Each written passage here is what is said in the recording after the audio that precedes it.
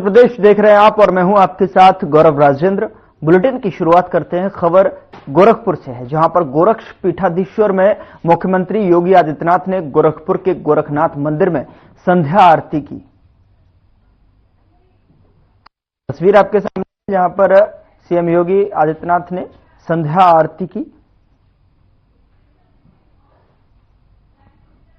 गोरखनाथ मंदिर में ये संध्या आरती की तस्वीरें आपके टेलीविजन स्क्रीन पर आप देख सकते हैं। सीएम योगी आदित्यनाथ ने संध्या आरती की।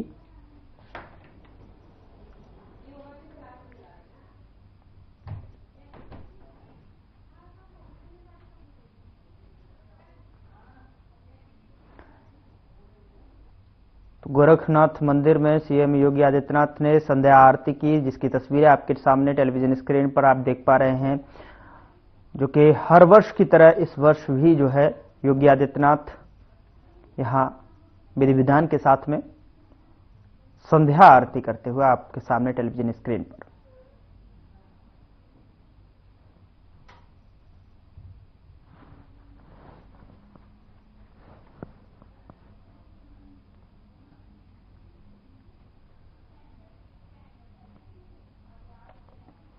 उधर मुख्यमंत्री योगी आदित्यनाथ ने समस्त प्रदेशवासियों को महापर्व शारदीय नवरात्र के पावन महानवमी और विजयदशमी की बधाई देते हुए कहा कि शारदीय नवरात्र नारी गरिमा की प्रतिष्ठा का पर्व है। जिस समाज में नारी की पूजा होती है और सम्मान दिया जाता है, वो समाज स्वयं ही समर्थ और शक्तिमान होता है। शारदीय नवरात्रि का यह नवमी तिथि जगत जननी मां भगवती की सिद्धिदात्री रूप में सभी प्रकार की मनोकामनाओं को पूर्ण करने के रूप में मनाया जाता है। नवमी के इस पावन पर्व के साथ आज पूरे देश और दुनिया में जहां कहीं भी सनातन धर्मावलंबी निवास कर रहा है, वे सब जुड़े हुए हैं। इस अवसर पर जगत जननी मां भगवती दुर्गा के 9 स्वरूपों के प्रतीक स्वरूप कुंवारी कन्याओं के पूजन की एक पवित्र परंपरा भी है और गोरक्षपीठ की इस पवित्र परंपरा के अनुरूप इस कार्यक्रम के साथ इस बार भी मुझे जुड़ने का अवसर प्राप्त हुआ है। इन 9 स्वरूप कुमारी कन्याओं के पूजन का कार्यक्रम अभी यहां पर संपन्न हुआ है। मुझे प्रसन्नता है कि जो सनातन धर्म की यह समृद्ध परंपरा है, यह पूरे हर्षोल्लास के साथ, पूरे उमंग के साथ पूरे देश के अंदर इस परंपरा के साथ लोग जुड़ रहे हैं। शक्ति आराधना के प्रतीक आधी आबादी के प्रति सम्मान का भाव रख रहे हैं। भारतीय समाज वैसे भी प्राचीन काल से ही इस बात को मानता रहा है कि जहां नारी की पूजा होती है, उसका सम्मान होता है, वह समाज स्वयं ही समर्थ और शक्तिमान होता है। स्वाभाविक रूप से यही मान्यता जो हमारे सनातन धर्म की मान्यता रही है कि यत्र नारेस्तु पूज्यन्ते रमन्ते तत्र देवता, यानी जहां नारी की पूजा होती है वहां पर स्वयं दैवीय शक्तियां विराजमान होकर के उन मनोकामनाओं की पूर्ति करने में सहभागी बनते हैं, सहयोगी बनते हैं। और ये हम सब के लिए यह एक गौरव का क्षण है जब हम शारदीय नवरात्रि की नवमी तिथि में 8 दिनों के अनुष्ठान के उपरांत आज कुंवारी कन्याओं के पूजन के कार्यक्रम के साथ यहां गोरखपीठ के साथ में जुड़ रहे हैं।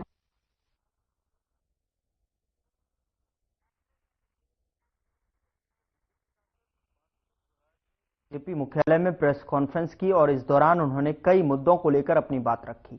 उन्होंने क्या कुछ कहा, आइए आपको सुनाते हैं। सभी को नवरात्रि की बहुत शुभकामनाएं। मित्रों, आज मैं आप सभी के समक्ष एक बहुत ही गंभीर विषय यहां पर साझा करने के लिए बैठी हूं। आप सब जानते हैं कि कल दिल्ली फाइनेंस डिपार्टमेंट की एक रिपोर्ट आई है, जिसको मीडिया के बंधुओं के माध्यम से हम सबसे अवगत कराया गया है। इस मीडिया की रिपोर्ट, इस दिल्ली फाइनेंस डिपार्टमेंट की रिपोर्ट से यह स्पष्ट हो गया है कि दिल्ली की अर्थव्यवस्था के विध्वंस के लिए पूरी तरह जिम्मेदार हैं माननीय अरविंद केजरीवाल जी, आम आदमी पार्टी की सरकार और माननीय मुख्यमंत्री आतिशी जी, जो दिल्ली की वित्त मंत्री भी हैं। अचंभे की बात है, 31 साल में पहली बार दिल्ली का जो बजट है वो डेफिसिट में है, यानी घाटे में है, और छोटे मोटे नहीं, 7,000 करोड़ रुपए का डेफिसिट है। इसका क्या अर्थ हुआ? इसका अर्थ यह हुआ, पहली बात, कि दिल्ली में जो एक्सपेंडिचर है यानी खर्चा, वो दिल्ली की इनकम या दिल्ली की आय से कहीं कहीं ज्यादा है। इसका एक और बहुत ही संगीन पहलू है कि ये डेफिसिट जानबूझ के हुआ है। आपको याद होगा, जब विधानसभा के पटल पर यह बजट पारित करा गया तो तब माननीय सीएम आतिशी जी ने, जो तब केवल वित्त मंत्री थी, उन्होंने दिल्ली के बजट के सरप्लस होने की घोषणा करी थी। बड़े बड़े दावे करे थे कि दिल्ली के पास फालतू पैसा है। लेकिन आप ये देखिए कि इसेंशियल इंफ्रास्ट्रक्चर प्रोजेक्ट्स, जैसे कि दिल्ली में अस्पतालों की मरम्मत, नया कोर्ट कॉम्प्लेक्स बनाना, सैलरीज देना कर्मचारियों को, कर्मचारियों की पेंशन और इस प्रकार के ऐसे कई बड़े खर्चे, इनका बजट में प्रावधान ही नहीं करा। They did not make provisions for over 7,000 crore rupees in the budget of Delhi. ये जानबूझ के करा गया क्योंकि दिल्ली सरकार ये झूठ फैलाना चाहती थी, जनता को भ्रमित करना चाहती थी कि दिल्ली के पास सरप्लस पैसा है। अगर आप देखेंगे तो आम आदमी पार्टी की सरकार ने जानबूझ के दिल्ली के अकाउंट्स फज करे हैं। इसलिए आज हम इस अकाउंट फजिंग की और दिल्ली के बजट की सीएजी से ऑडिट और जांच मांगते हैं, और जांच के बाद कड़ी से कड़ी कार्रवाई हो, इसकी मांग रखते हैं। आपके समक्ष कुछ उदाहरण रखना चाहूंगी। माननीय आतिशी जी, केजरीवाल जी और आम आदमी पार्टी की सरकार को पता था कि दिल्ली के पास पैसे की किल्लत है, और इसीलिए आपको याद होगा, अचानक उन्होंने एक पन्ने का ऑर्डर निकाला और 10,000 से 10 मार्शल्स को बड़ी क्रूरता और निर्ममता से नौकरी से निकाल दिया। 6 महीने की उनकी सैलरी उन्हें नहीं दी। इसी तरह क्योंकि दिल्ली सरकार के पास पैसा नहीं है, उन्होंने झूठ बोला था कि बजट में सरप्लस है। 7,000 करोड़ रुपए का उन्होंने बजट में डेफिसिट रखा जानबूझकर। आप देखिए, शिक्षा के क्षेत्र में भी उन्होंने वोकेशनल ट्रेनिंग टीचर्स के साथ भी यही करने का प्रयास करा। बड़ी बेरहमी से एक पन्ने के ऑर्डर से उनको भी निकाल दिया नौकरी से। ये तो माननीय उपराज्यपाल जी की इंटरवेंशन हुई तो उन टीचर्स की नौकरी दोबारा बहाल हुई। इसी के साथ आपको याद होगा, honourable supreme court of India ने जब आरआरटीएस के प्रोजेक्ट का केस चल रहा था तो अल्टीमेटम दिया उन्होंने केजरीवाल सरकार को कि आप इसेंशियल सर्विसेज या जो इसेंशियल इंफ्रास्ट्रक्चर्स हैं उसके लिए आम आदमी पार्टी की सरकार पैसा नहीं दे रही, और देगी भी कहां, क्योंकि आम आदमी पार्टी की सरकार ने दिल्ली के बजट में प्रावधान ही नहीं रखा, जैसा इस रिपोर्ट से स्पष्ट हो रहा है। सुप्रीम कोर्ट को यह अल्टीमेटम देना पड़ा, आम आदमी पार्टी की सरकार को लताड़ना पड़ा कि हम आपका एडवर्टाइजमेंट बजट जो है उसको हम जब्त कर लेंगे, आपके प्रचार का पैसा जब्त करेंगे, क्योंकि आप दिल्ली के लिए इसेंशियल इंफ्रास्ट्रक्चर के लिए पैसा नहीं दे रहे। अब हाल ही में जब मॉनसून आया था तो आप सबको याद है दिल्ली की क्या बदहाली हुई थी। जरा सी बारिश में पूरी की पूरी दिल्ली डूब गई थी। राजेंद्र नगर में तो 3 IAS एस्पिरेंट्स की जल भराव के कारण मौत भी हुई। और यह जल भराव क्यों हुआ था? क्योंकि नालों की डिसिल्टिंग नहीं करी गई थी। स्थानीय लोग बार बार आम आदमी पार्टी के विधायक से गुहार लगाते रहे कि डिसिल्टिंग करवा दीजिए, नाले की सफाई करवा दीजिए, लेकिन आम आदमी पार्टी के विधायकों के कानों पर जूं तक नहीं देंगी। कल की ये जो दिल्ली फाइनेंस डिपार्टमेंट की रिपोर्ट है, इसमें यह भी स्पष्ट हो गया कि नजफगढ़ ड्रेन की डिसिल्टिंग के पैसे को भी इस बजट में इंक्लूड नहीं करा गया था। अरे जब आपके संज्ञान में यही नहीं होगा कि आपको नालों की सफाई करवानी बहुत ज्यादा अनिवार्य है, आप उसके लिए बजट में प्रावधान ही नहीं करेंगे, तो स्वाभाविक सी बात है कि आप अपनी जिम्मेदारी भी नहीं निभाएंगे। ये दिल्ली जो डूब रही है, नालों की जो सफाई नहीं हो रही, ये इसलिए हो रही है क्योंकि आम आदमी पार्टी की सरकार सत्ता में इतनी मोह में मदमस्त है कि वो इनकी डिसिल्टिंग के प्रावधान भी नहीं कर रही बजट में। आम आदमी पार्टी की सरकार केवल प्रचार प्रसार और भ्रष्टाचार में लिप्त है। ये ऐसी बेपरवाह सरकार है जिसके लापरवाह मुखिया केवल सत्ता की फिक्र करते हैं, लेकिन दिल्ली वासियों की फिक्र नहीं करते। और इसीलिए 31 साल में पहली बार एक नई उपलब्धि केजरीवाल सरकार ने अपने खिलाफ दर्ज जरूर करवाई है कि पहली बार दिल्ली का बजट 7,000 करोड़ रुपए के डेफिसिट में है। कोई भी सरकारी बंगला किसी व्यक्ति विशेष की व्यक्तिगत प्रॉपर्टी नहीं होता, वो सरकार की प्रॉपर्टी होती है। उसको विकेट करने के लिए, उसके आवंटन के लिए, उसको ऑक्यूपाई करने के लिए एक पूरा प्रोसीजर होता है। प्रोसीजर अगर फॉलो नहीं करा जाता है तो स्वाभाविक सी बात है कि वहां पर कार्रवाई की आवश्यकता होती है। फिर जी बिल्कुल, ये मैंने भी सुना है कि ऐसी बात चल रही है कि नेता प्रतिपक्ष के पद को रोटेशनल करने की बात आ रही है, पर विनम्रता से कहूंगी कि यह विपक्ष का अंदरूनी मामला है।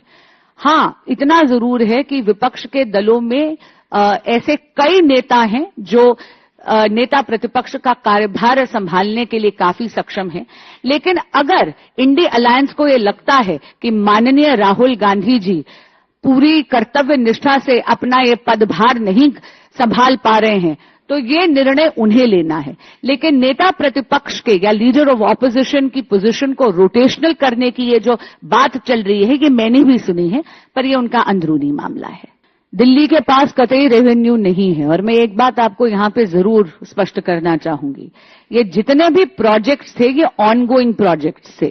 चाहे अस्पताल की मरम्मत की बात हो, चाहे कोर्ट कॉम्प्लेक्स बनाने की बात हो, चाहे सैलरीज देने की बात है, चाहे पेंशन देने की बात है, इनमें से कोई भी ऐसा खर्चा नहीं है जो नया खर्चा है, जो अचानक से अकस्मात इस सरकार पर गिरा है। इसका प्रावधान करना, इसके लिए प्रोविजंस बनाना बजट में, ये उनकी फिड्यूशरी ड्यूटी है, ये उनके अधिकार क्षेत्र में है, उनकी जिम्मेदारी है। और बहुत अजीब बात है कि माननीय आतिशी जी जो मुख्यमंत्री भी हैं और वित्त मंत्री भी हैं और स्वयं इतनी ज्यादा ज्ञानी हैं अर्थशास्त्र की, उन्होंने 7,000 करोड़ रुपए का डेफिसिट दिल्ली के बजट में 31 साल में पहली बार उन्होंने लाकर खड़ा कर दिया है। ऐसा कोई भी भाजपा रूल्ड स्टेट नहीं है जहां पर इसेंशियल सर्विसेज पर असर पड़ रहा है। यहां पर रातों रात 10,000 मार्शल्स को नौकरी से इतनी निर्ममता से इसलिए हटा दिया गया क्योंकि दिल्ली सरकार ने उनकी सैलरी का प्रावधान ही नहीं करा। इसी तरह वोकेशनल टीचर्स को भी रातों रात एक पन्ने के ऑर्डर से नौकरी से बहुत क्रूरता से हटा दिया गया क्योंकि उनकी इन लोगों ने बजट में प्रावधान ही नहीं करा उनकी सैलरीज के लिए। आपके सवाल में एक बात और बताती हूं, दिल्ली की किसी भी कॉलोनी में जाकर देख लीजिए एमसीडी की क्या हालत हो रही है। ये जो कूड़े के पहाड़ आप देख रहे हैं सोसाइटीज के आगे, ये क्यों हो रहा है? वो इसलिए क्योंकि एमसीडी के पास पैसा नहीं है कर्मचारियों की तनख्वाह देने के लिए। इसके लिए पूरी तरह केजरीवाल सरकार है जिन्होंने 7,000 करोड़ का बजट डेफिसिट लाए हैं वो दिल्ली में 31 साल के बाद, और उन्होंने कर्मचारियों के सैलरीज का प्रावधान नहीं करा। जी, I am absolutely flabbergasted. This is nothing but politics of appeasement. This was a very, very serious allegation. There were attacks on a police station. Over 158 people were involved in this case of serious rioting. There were injuries which was caused to police personnel. But it seems that for selfish interests of politics, that is why in case of, like I said, the Karnataka government is only practicing politics of appeasement. I'm really, really shocked to see that the Deputy Chief Minister, Shri Shiv Kumar, actually wrote to the Karnataka Police Department asking for withdrawal of these cases, and this is in contravention to the report submitted both by the Police Department as well as the Law Department. ये कुछ नहीं है, ये तुष्टीकरण की राजनीति है और ये बहुत ज्यादा शॉकिंग है क्योंकि इसमें 158 से ज्यादा लोग अभियुक्त हैं इन केसेस में। ये बहुत संगीन आरोप है जहां पर पुलिस के थाने पर अटैक हुए थे। न जाने कितने पुलिस पर्सनल्स को इसमें चोट भी लगी थी, उनको इंजरीज भी आई थी। यहां तक कि बोथ लॉ डिपार्टमेंट की और पुलिस डिपार्टमेंट की रिपोर्ट के विरुद्ध जाकर यहां पर आप देखेंगे कि कर्नाटक की सरकार तुष्टीकरण की राजनीति कर रही है। माननीय डेप्यूटी सीएम जो कर्नाटक के हैं शिव कुमार जी, उन्होंने पुलिस डिपार्टमेंट को लिखा है कि ये केसेस विड्रॉ करने चाहिए। अगर देश के रक्षकों की ही ये सरकार रक्षा नहीं कर सकती तो ये लोकतंत्र की रक्षा क्या कर सकती है? धन्यवाद। उधर प्रधानमंत्री नरेंद्र मोदी की लाओ पीडीआर यात्रा पर विदेश मंत्रालय में सचिव पूर्व जयदीप मजूमदार ने प्रेस कॉन्फ्रेंस की और इस दौरान उन्होंने क्या कुछ कहा, आइए आपको सुनाते हैं। First ASEAN-India Summit and the 19th East Asia Summit, as I said. These are especially significant this year because we mark the 10th year of Prime Minister's Act East policy this year. As he commented during his interactions, this is the 11th time that he is attending these events and shows India's great focus as well as our commitment to both ASEAN and the East Asia process. ASEAN leaders and the Prime Minister reviewed our relations, the comprehensive relations that we have with ASEAN. ASEAN leaders especially very positively appraised our cooperation as in many areas of diverse collaboration as a result of India's Act East policy, and also they appraised very positively India's leadership role in digital public infrastructure and the fact that ASEAN countries can benefit significantly from this. Prime Minister congratulated Lao PDR on a very successful stewardship of ASEAN and related mechanisms throughout the year, and he announced a 10-point special plan to strengthen connectivity and resilience with ASEAN. These involve a wide variety of initiatives that India is taking with ASEAN. They include, for example, celebrating next year as the ASEAN India Year of Tourism. The ASEAN leaders all universally welcomed this as a very positive development. It was also announced that India will contribute $5 million towards joint cooperative activities in this area. To mark this decade of Act East policy, several people-to-people and people-centric initiatives were announced. We will have a youth summit. We will have a music festival of ASEAN bands with Indian bands. We will have also an artist camp. We will have a hackathon, startup festival, the Delhi Dialogue next month. The ASEAN India Network of think tanks will also meet next month. So these are a very wide variety of people-to-people activities that we will be undertaking as we go forward from here on. उधर महिला सुरक्षा, सम्मान व स्वावलंबन हेतु mission शक्ति phase 5 अभियान चलाया जा रहा है। पुलिस कमिश्नर गौतम बुद्ध नगर के निर्देशन में व डीसीपी महिला सुरक्षा के पर्यवेक्षण में एवं एसीपी महिला सुरक्षा के नेतृत्व में मिशन शक्ति अभियान 5.0 के अंतर्गत कमिश्नरेट के विभिन्न थानों में महिला बीट अधिकारियों द्वारा स्थानीय महिलाओं को महिला सशक्तिकरण, उनकी सुरक्षा और अधिकारों के प्रति जागरूक किया गया।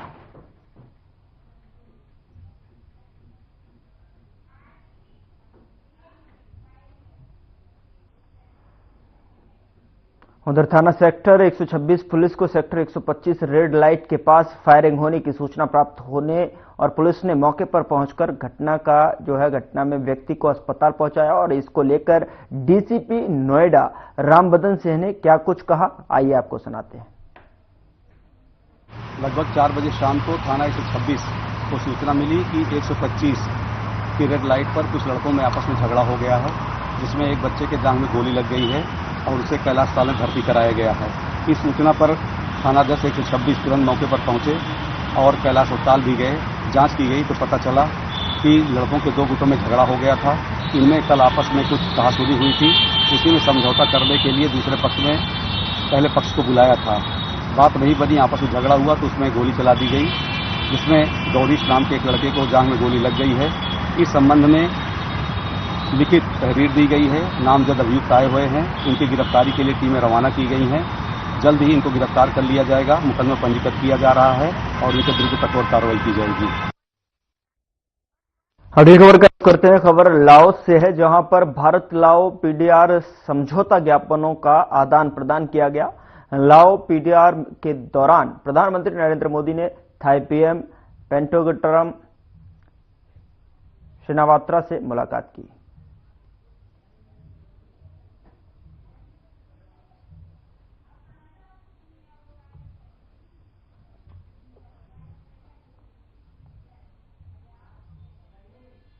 बुलेटिन में मेरे साथ अभी के लिए इतना ही, लेकिन अब वक्त हो चला है डॉक्टर राकेश गुप्ता के साथ हमारे खास कार्यक्रम प्लस माइनस का।